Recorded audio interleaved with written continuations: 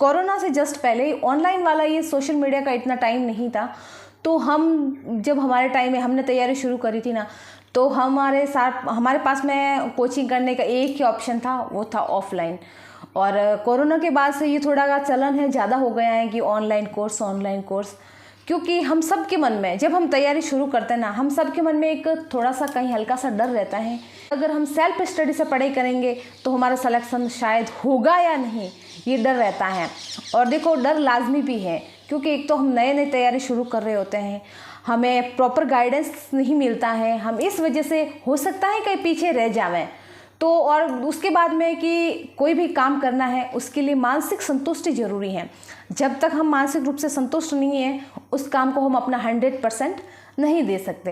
तो हमारी मानसिक संतुष्टि के लिए ज़रूरी है कि हम पहले वो काम करें जिससे हमें मानसिक संतुष्टि मिले, और फिर हम अपनी पढ़ाई पर लगे। तो कोरोना के पहले जहाँ ये ऑफलाइन का चलन था, वहीं कोरोना के जस्ट बाद से ऑनलाइन का क्रेज़ ज़्यादा हो गया, ऑनलाइन का ट्रेंड बढ़ गया है, और उसमें फ़ायदा भी है। देखो, ऑनलाइन और ऑफलाइन के फ़ायदे भी हैं तो नुकसान भी है। अब ऑफलाइन में ये कि सबसे बड़ा नुकसान ये था, आज का तो मुझे नहीं पता, लेकिन पहले जब हमने कोचिंग करी थी उस टाइम कोरोना से पहले की उनकी जो फीस होती थी ना, बहुत हाई होती थी। आप मानो 10,000, 15,000, 20,000, मतलब 10,000 से नीचे का तो कोई कोर्स था ही नहीं। तो इतनी हाई फीस होने की वजह से वो बच्चों को और उनके माता पिता को आर्थिक नुकसान बहुत उठाना पड़ता था। अब सिलेक्शन हो ना हो वो तो बात अलग है, लेकिन एक बार की तो सारा एडजस्ट करना ही पड़ता है। और जैसा कि आप जानते हैं, हम सब पढ़ने वाले स्टूडेंट हैं, मिडिल फैमिली से बिलोंग करते हैं। अब हमारे पास में इतना पैसा है नहीं कि हम हमारे पैसे ऐसे फालतू में बर्बाद करें, वेस्ट करें, उसका हमें रिजल्ट नहीं मिले। अगर हमारे पास में अच्छा खासा बिजनेस होवे तो आप ये वीडियो को देखेंगे भी क्यों, और हमें कोचिंग की ज़रूरत भी क्यों पड़ेगी। तो हम एवरेज स्टूडेंट है, मिडिल फैमिली से बिलोंग करते हैं, इस वजह से इन सारी चीज़ों का हमें ध्यान रखना बहुत ही ज़रूरी होता है। तो आर्थिक नुकसान तो उठाना पड़ता ही था। उसके बाद में एक बच्चे के मन में एक डर से रहता है कि हम हमारे मम्मी पापा इतने पैसे खर्च तो कर रहे हैं, क्या पता सिलेक्शन होगा या नहीं, क्या पता हमारा रिजल्ट पॉजिटिव आएगा या नहीं। ये डर भी बच्चे के मन में रहता है। अब मेरी बात ले लो ना, जब मैं 2016 की वैकेंसी के लिए कोचिंग करने गई थी, तो मेरे मन में हकीकत में ये डर था कि यार मम्मी पापा इतनी मोटी फीस भर रहे हैं, उसके बाद में पीजी में रहना, उसका खर्चा और ये कोचिंग का खर्चा, आने जाने का किराया वगैरह कुल मिला के आप मानो 70-80 हज़ार का बैठ गया था। आज से 7-8 साल पहले की बात है, और उस टाइम में 70,000 आज भी 70-80 हज़ार बहुत मायने रखते हैं, लेकिन उस टाइम में तो बहुत ज़्यादा मायने रखते थे, वो बहुत बड़ी रकम हुआ करती थी। तो हमारे मन में ये भी डर था कि यार मम्मी पापा ना खर्चा उठा रहे हैं, वो आर्थिक नुकसान उठा रहे हैं, उसके बाद में अगर सिलेक्शन नहीं हुआ तो क्या होगा। मम्मी पापा के मन में तो हालांकि कुछ नहीं आएगा, लेकिन पड़ोसी होता ना, वो ये मैं तो ताने दे के मार देते हैं कि बड़े खर्चे किए थे, बड़ी गई थी, सिलेक्शन तो हुआ नहीं, ऐसे वैसन करके। आप सब जानते हो, पढ़ाई करने वाले हो तो सब जानते हो। तो ये हमारे साथ में होती हैं। तो अच्छा है कि ये ऑनलाइन का ट्रेंड थोड़ा बढ़ गया है, और ये बच्चा आराम से अपने घर पर रहकर कम खर्च में हम सारी सुविधाएं उसे मिल जाती हैं। लेकिन ऑनलाइन भले पढ़िए, आप ऑनलाइन कोर्स लीजिए, आपको जो अच्छा लगे लीजिए, लेकिन उनमें कुछ बातों का हमें ध्यान रखना पड़ता है, वरना फ़ायदे की जगह हमें नुकसान उठाना पड़ सकता है। ऑनलाइन कोर्स में ये कि हम अपन घर पे रहते हैं, और आजकल तो देखो आप ऑनलाइन कोर्स बहुत अच्छे से ऐसे टीचर हैं जो हकीकत में स्टूडेंट का भला चाहते हैं, जो इस शिक्षा का व्यापार है ना और कोचिंगों में होता है उसको ख़त्म करना चाहते हैं। उन्होंने नाम मात्र के शुल्क में बहुत सारे कोर्स अवेलेबल भी करवा रखे हैं। तो ऑनलाइन कोर्स लेने में कोई हर्ज नहीं है, लेकिन अगर आपने ले लिया है तो आप भी कुछ बातों का ध्यान जरूर रखें। और उसके बाद में हमें ऑनलाइन कोर्स लेने का यह भी फ़ायदा है कि देखो, बहुत सारी चीज़ें तो ऐसी होती हैं जो स्टूडेंट अपने स्तर पर तैयार कर लेता है, उसे समझ में आ जाती हैं, लेकिन कुछ टॉपिक्स, कुछ सब्जेक्ट ऐसे होते हैं जिन्हें स्टूडेंट समझ नहीं पाता है। सबसे पहले तो आप ही देखो, साइकोलॉजी, स्कूल मैनेजमेंट, मैथ है, ऐसे ये सब्जेक्ट ना साइंस वाले, ये अपन को हम खुद से पढ़ते हैं तो समझ में नहीं आते हैं। तो हमें कोचिंग करना बहुत ही ज़रूरी होता है, कहीं से भी पढ़ना बहुत ज़रूरी होता है। तो अब बच्चा क्या कहाँ से पढ़े, ऑफलाइन तो जाने से रहे, अब जोधपुर जा नहीं सकते, जयपुर जा नहीं सकते, तो हमारे पास में एक ही जरिया बचता है, वो है ऑनलाइन। तो हम ऑनलाइन कोर्स लेके अपनी तैयारी को मजबूत बना सकते हैं, हमारे जो डाउट है उनको क्लियर कर सकते हैं। लेकिन अगर आपने ऑनलाइन कोर्स ले रखा है तो इनमें आपको कुछ बातों का ध्यान रखना है। तो देखते हैं कि आपको किन किन बातों का ध्यान रखना है। हेलो स्टूडेंट्स, नमस्कार। जय माता जी दी, जय माँ करणीसा। एक बार फिर से आपका स्वागत है मेरे इस चैनल पर। सबसे पहला जो आपको ध्यान रखना है वो ये है कि अगर आपने ऑनलाइन कोर्स ले लिया है ना, उसमें क्या बहुत सारी क्लासें मिलती हैं, बहुत सारे रिकॉर्डेड भी होती हैं, लाइव भी होती हैं, और ऑफलाइन से लाइव ली हुई रिकॉर्डेड वो भी होती हैं। तो हमें क्या करना है कि जैसे अगर आप लाइव क्लास ले रहे हैं ना, तो कोशिश करिए कि जिस दिन आपकी लाइव क्लास है ना, उसी को उसी दिन निपटा देवे। जैसे आज आपकी 2 या 3 जितनी भी क्लासें थी वो लाइव, तो उनको आपने निपटा दे। साथ साथ में अगर आपको नोट्स बनाने हैं तो नोट्स भी बना लेवे। अगर आपने उनको डिले कर दिया ना कि नहीं यार इतनी क्लासें हैं, मैं कैसे लूँगा, आज नहीं कल ले लूँगा, कल नहीं परसों लूँगा, तो इससे क्या होगा कि आपके ना बहुत सारी क्लासें इकट्ठा हो जाएगी, और सब बहुत सारी चीज़ें इकट्ठा हो जाती है ना, तो हमें पढ़ना भी आलस आता है, हमारा मन ही नहीं करता है, फिर हम उनको छोड़ देते हैं। तो ये दिक्कत आपके साथ भी हो सकती है। तो आपके पास में जो भी क्लास है आज की है, तो आज की डेट में ही उसको निपटा लें, क्लियर कर लें, पढ़ लें। अब पढ़ने के साथ साथ में एक बात आप ध्यान ये रखें कि आप उसमें ये PDF का भी ऑप्शन होता है कि आपको जो ऑनलाइन क्लास आपने ले रखी है उसके आपको PDF भी अवेलेबल करवाई जाएगी।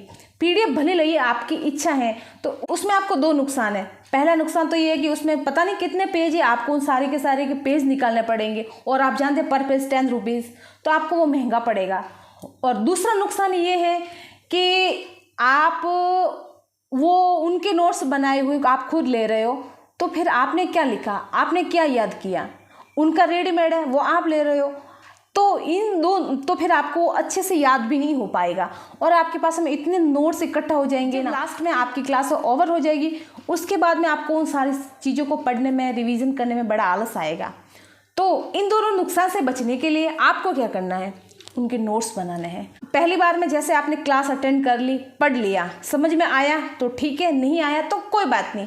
दूसरी बार जब क्लास ओवर हो जाए उसके बाद में आधा घंटा, जो भी पौना घंटा, 1.5 घंटा, आधा घंटा, पौना घंटा, घंटा, जो भी टाइम पीरियड है, उसमें आप उसकी वीडियो की स्पीड बढ़ाकर एक बार देख लीजिएगा, और साथ साथ में वो चीज़ें नोट भी कर लीजिएगा। शॉर्ट नोट बनाने की कोशिश करें। उसके बाद में जब वो क्लास ओवर हो गई, फिर दूसरी क्लास की बारी। तो इस तरीके से जो भी क्लासें हैं आज की हैं, तो आज ही अटेंड करें, उनको पढ़ें, समझें, और उनके नोट्स बनाकर उनका काम पूरा करें। इससे क्या होगा कि आप एक तो आपका काम है जो साथ साथ में क्लियर होता जाएगा, और जब क्लासें पूरी हो जाएगी तो उसके बाद में आपके पास में एक बहुत बड़ा सा बर्डन, बोझ आपके पास में नहीं बचेगा। जब ये सारी चीज़ें हो जाएगी तो आपका माइंड भी हल्का होगा कि चलो मेरा एक बार की तो मेरा कोर्स हो गया है, अब बचा है मेरे पास में जो टाइम है वो रिवीजन करने का।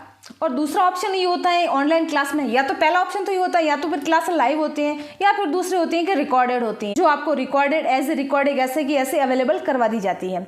तो रिकॉर्डेड क्लासों के साथ में आपको क्या करना है, अब रिकॉर्डेड क्लासों में तो ऐसा है नहीं कि लाइव है, वो तो रिकॉर्डेड है। तो उनमें आपको एक चीज़ का ध्यान रखना है, वो ये है कि आप टारगेट बना लें कि जो आपने कोर्स लिया है उस कोर्स में कितना सब्जेक्ट है। उन सब्जेक्ट में से भले 5 सब्जेक्ट है, 7 सब्जेक्ट है, 10 सब्जेक्ट है, आप उनको 2 सब्जेक्ट को साथ में लेके चलें। जो उसमें पहला सब्जेक्ट आप ये रखें जो हार्ड हो वो ले लें, और दूसरा सब्जेक्ट है जो ईजी, 2 सब्जेक्ट को अपने साथ में लेकर पढ़ाई करें। पहला सब्जेक्ट हार्ड होगा तो दूसरा सब्जेक्ट इजी होगा। अब आपकी रुचि का, पहली बार में जैसे आप वो हार्ड सब्जेक्ट पढ़ोगे तो ऐसे थोड़ा भार सा, बोझ सा महसूस होगा, आलस सा आएगा। लेकिन जैसे ही एक बार वो क्लास ख़त्म हो गई, फिर दूसरी बार जैसे ही वो इजी की तरफ आप बढ़ोगे ना, तो आपको थोड़ा अच्छा लगेगा, आपको इंटरेस्ट आएगा। इस वजह से 2 सब्जेक्ट का कॉम्बिनेशन साथ में लेके चलें। जैसे अब आपने 2 सब्जेक्ट साथ में ले लिए, उसके बाद में एक चीज़ का और ध्यान रखें, आप एक टाइम टेबल बना लें कि आपको आज के दिन में उस पहले वाले सब्जेक्ट की एंड दूसरे वाले सब्जेक्ट की कितनी क्लासें कंप्लीट करनी है। अगर आप टारगेट बना के चलोगे ना, तो ही ज़िंदगी में सफल हो पाओगे। ये पढ़ाई की ही बात नहीं है, अपनी ज़िंदगी में सफल होने के लिए, हर क्षेत्र में आगे बढ़ने के लिए अपनी ज़िंदगी का, अपनी दिनचर्या का एक अनुशासित होना बहुत ही ज़रूरी है। बिना अनुशासन के विद्यार्थी हो या कोई व्यक्ति हो कभी भी सफल नहीं हो सकता है। तो अपनी मेहनत को, अगर आप चाहते हैं कि आपकी मेहनत है आपके लक्ष्य तक पहुंचे, आपके उस मुकाम तक पहुंचे जो आपने डिसाइड किया है, तो आपको एक रूटीन, एक टाइम टेबल फॉलो करना पड़ेगा, और उसी को स्ट्रिक्टली फॉलो करना पड़ेगा। ऐसे नहीं कि बना लिया और चलो कोई बात नहीं, आज फॉलो नहीं हुआ कल कर लेंगे, कल नहीं हुआ परसों कर लेंगे। आप ये बात को अपने दिमाग से निकाल लें।